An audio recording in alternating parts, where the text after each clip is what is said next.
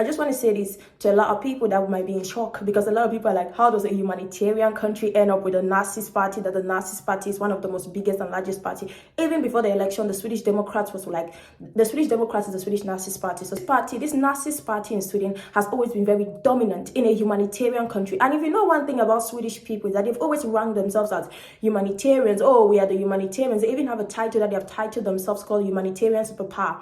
Most people might ask, oh, why is it that the Swedish Democrats are so dominant? First of all, let me tell you something. I'll give you a brief little bit of summary of the Swedish election. So, hey guys, welcome back to Analysis with Janet. Here we talk about everything. Feel free to share your thoughts, your opinion, and whatever thing we're talking about, but always remember to be polite as you do that. So guys, if you know, for a while I've not made a lot of videos because I've been a little bit busy. I've been doing a lot of things. And if you have not noticed right now in Sweden, those of you that have not been following the news or something, but let me just give you a quick update. So if you have not noticed, lately in Sweden, they just came up from the election on the 11th of September 2022. That was on Sunday where the voting was going on here in Sweden. And before that, there have been a lot of campaigns. And in total in Sweden, there's 8 parties that are campaigning to lead as the prime minister in Sweden or something like that. But there are other small parties. But when I talk about it, I'm just saying the 8 main parties. And these 8 main parties are divided into 2. You have the right wing and the left wing. And if you notice right now in Sweden, the right wing is the one being very dominant. And the right wing is made up of the narcissist party, which is literally might be the one to rule Sweden. We are not certain, but after the election, we've been counting the votes, and the votes are showing that the Swedish Democrats, which is the narcissist party in Sweden, has more votes and might end up being the one to rule Sweden. Before the Swedish Democrats, we had the Social Democrats. The Social Democrats were the ones ruling before the election. And I just want to say this to a lot of people that might be in shock, because a lot of people are like, how does a humanitarian country end up with a narcissist party? That the narcissist party is one of the most biggest and largest party. Even before the election, the Swedish Democrats was like, the Swedish Democrats is the Swedish narcissist party. So sometimes I might call the Swedish Democrats. So when you hear me talk about the Swedish Democrats, that I'm talking about the narcissist party in Sweden. So the Swedish Democrats, even before the election, the Swedish Democrats, they were like the second or the third largest party in Sweden even before the election. So this party, this narcissist party in Sweden, has always been very dominant in a humanitarian country. And if you know one thing about Swedish people, is that they've always ranked themselves as humanitarians. Oh, we are the humanitarians. They even have a title that they have titled themselves called humanitarian superpower. So my question here to everyone in Sweden and those that are curious out there, how does a humanitarian country end up with a narcissist party? That's my question to United Nations, because United Nations, you talked about how Scandinavians, Swedes, these are humanitarian people. So if this country, Sweden, is a humanitarian country and they crown themselves humanitarian superpower as they call themselves, how did a narcissist party manage to climb the ladder and be one of their most popular, dominant party, and might even end up ruling their country if we are not careful? Because if you look at since after the election on Sunday, the 11th of September 2022, they've been counting the votes, and the Swedish Democrats are getting more votes. And let me tell you why. First of all, most people might ask, oh, why is it that the Swedish Democrats are so dominant? First of all, let me tell you something. I'll give you a brief little bit of summary of the Swedish election. So first, immigrants did not vote in Sweden. Yes, a lot of immigrants did not vote. And as an immigrant, I did not talk so much about the election or the campaign before the election. I didn't do a lot of videos about it, but I observed and I noticed something. I listened to almost all the parties, not even almost all the parties. I listened to their talk when they had a debate. And there's one thing I noticed. The Swedish parties in Sweden, they were not talking about the immigrant issues in Sweden. And when I talk about the immigrant issues in Sweden, what are the immigrant issues in Sweden? The immigrant issues in Sweden are the work market. A lot of immigrants are feel discriminated in the work market in Sweden. A lot of immigrants in Sweden are being racial upon in the work market. A lot of immigrants have on really ridiculous contracts that make them look like slaves in the Swedish work market. And these immigrants were expecting that the Swedish parties might come up and discuss about it or talk about how to better that. But instead, they kept talking about criminality, how immigrants are more likely to commit crimes, how immigrants are more in the criminal aspect, blah, blah, blah. And that discouraged a lot of immigrants to vote here in Sweden, because I'll tell you something. If you look at last year election, 4 years ago, when they went to the polls to vote, a lot of immigrants vote. But if you compare to now, this year, 2022, a lot of immigrants have not gone to the poll to vote. A lot of immigrants are not willing to vote. A lot of immigrants feel discouraged to vote. And I don't entirely blame the immigrants, because a lot of you guys might blame the immigrants. Oh, why didn't you not go and vote? If you voted, the Swedish Democrats, which is the narcissist party, will not have voted. But let me tell you something. You haven't lived in Sweden. I've lived in Sweden for 10 good years. And I could tell you from my experience and everything, as somebody currently studying human rights in Malmö University and everything, I could tell you something about Swedish people. people. Swedes are not as nice and lovely as they present themselves out there. That's the number one thing you have to know about Swedish people. These are very cunning, manipulative people that don't tell you the real side of them. So when you see an immigrant not willing to go and vote, don't tell the immigrant, no, you should have, because this is the thing. When you want people to vote for you, you have to first of all give them some sort of reason why they have to vote for you. That's the whole process, right? You're campaigning. So what is your reason to why you want an immigrant to vote for you? You have to address the issues of the immigrants. You cannot be a country where you're always 247 condemning immigrants, always saying how immigrants are the ones doing every bad thing in your country. In Sweden, every bad thing is done by an immigrant. An immigrant has done this. An immigrant is a criminal. An immigrant is eating their tax money. An immigrant is overworking. If the people overwork, you complain. If the people don't work, you complain. Sweden, what do you want from the people? When the people don't work, you say they're eating your tax money. When the people decide to work, you say they have taken your jobs. So what more do you want from them? So you make them, you're not appreciative to what they do. You're always complaining about them, and that has discouraged them to go to the polls, because even your parties, the Swedish parties, they were not talking about immigrant issues. They were only talking about how to condemn immigrants. Immigrants are working in the Swedish welfare and the Swedish healthcare. These people are the ones on the front line. During the pandemic, a lot of immigrants are the ones on the front line. A lot of immigrants lost their loved ones. A lot of immigrants had to go to work despite how difficult it was. But nobody ever talked about it in the Swedish election. Everybody avoided the topic. You guys were not bringing up that topic. Now you want the immigrants to go and vote for you, Sweden. So most of the immigrants didn't show up to go and vote. And because Sweden has always been a racial and a narcissist party, country that's always pretended not to be one. So their racists and their narcissists went to the poll and voted for the Swedish Democrats. That's how the Swedish Democrats managed to dominate the Swedish election.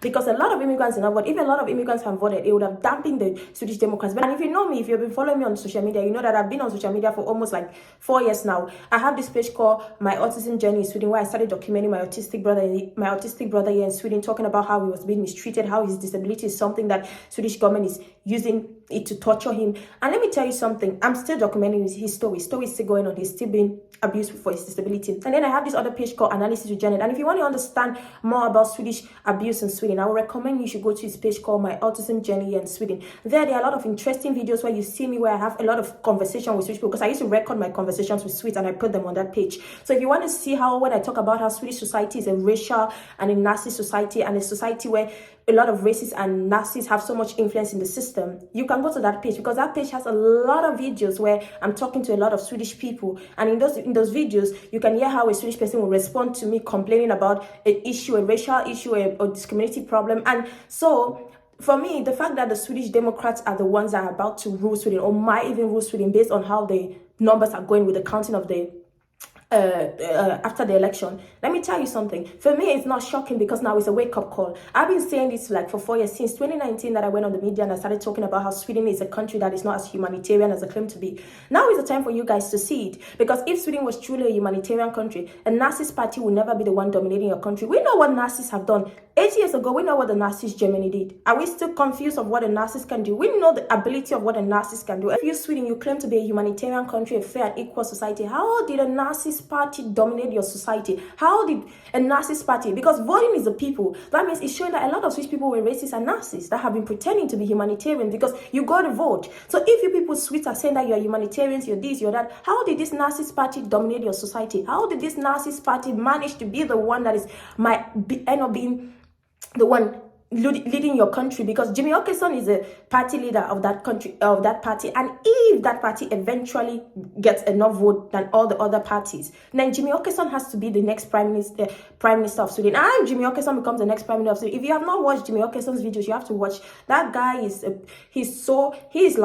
he's Donald Trump, the younger version of Donald Trump. I'm not going to lie. He's like, imagine America 4 years ago when you guys had Donald Trump, right? That is our Donald Trump in Sweden. Jimmy Åkesson is our Donald Trump. That's the Donald Trump that we get in Sweden. So imagine all the horrible things, disgusting things that Donald Trump did. That's exactly all what Jimmy Åkesson is going to do, because if that party wins, then he's going to be the next prime minister, and that means that's what we are going to be getting.